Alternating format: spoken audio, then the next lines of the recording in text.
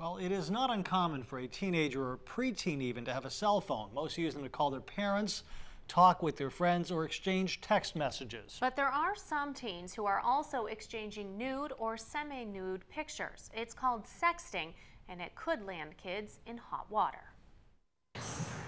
Skye and Free Woods are like most kids their age. After school, the high school freshman and her 8th grade brother do their homework, and then they get on their laptops and start instant messaging their friends.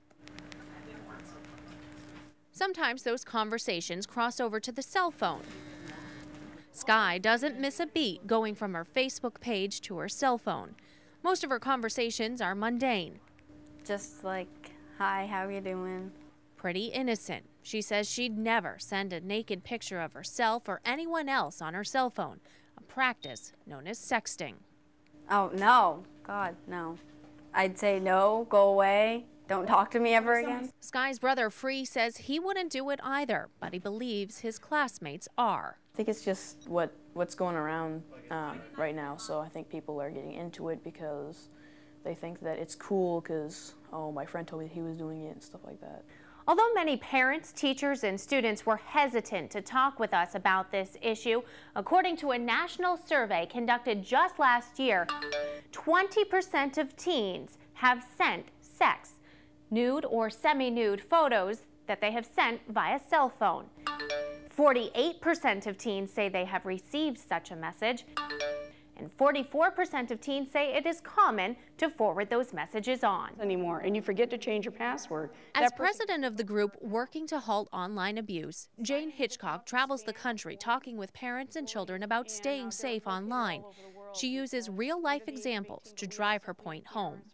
And I tell them, I don't want to see any of this happen to you.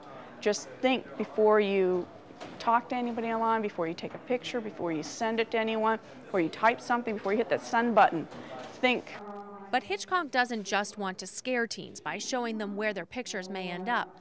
She explains they could also get into legal trouble. It's illegal to send or receive pictures of naked teens. It's child porn and can be prosecuted that way. The young person may think that they're playing a prank or they're getting back at somebody that they don't like, but the consequences of their actions could go a lot further than that. And when that happens, and we're able to trace it back, then felony dissemination charges can be brought in. Glenn Lang says at the State Police Computer Crimes Unit, they get a sexting report every 2 weeks, but he's not aware of any that have been prosecuted. Examples can be very beneficial. You know, when children look around and they see someone who's been prosecuted, that certainly can be beneficial. It can be a deterrent. In cases in other states, teen sexters have ended up on the sex offender registry. Lang says he's not sure that's what should happen, but he says teens need to learn this is wrong and can be dangerous. I don't like the idea of it damaging a child forever because, you know, potentially they are damaged, you know, by what happened. But at some point, you know, we need to get the point across that, you know, this has to, you know, has to be addressed. It has to come to a stop. Lang says sex usually starts between a girlfriend and a boyfriend, or a girl or a boy trying to get the attention of someone they'd like to date. See? But he says very quickly that picture can end up in a much larger network of people. As it starts on a cell phone, and in no time, you know, the email is read on a computer somewhere, and, you know, then that picture's there, and off it goes, and potentially ends up in, you know, a place like websites or the peer-to-peer network. The peer-to-peer network, Lang explains, is a way people exchange music, pictures, even child pornography.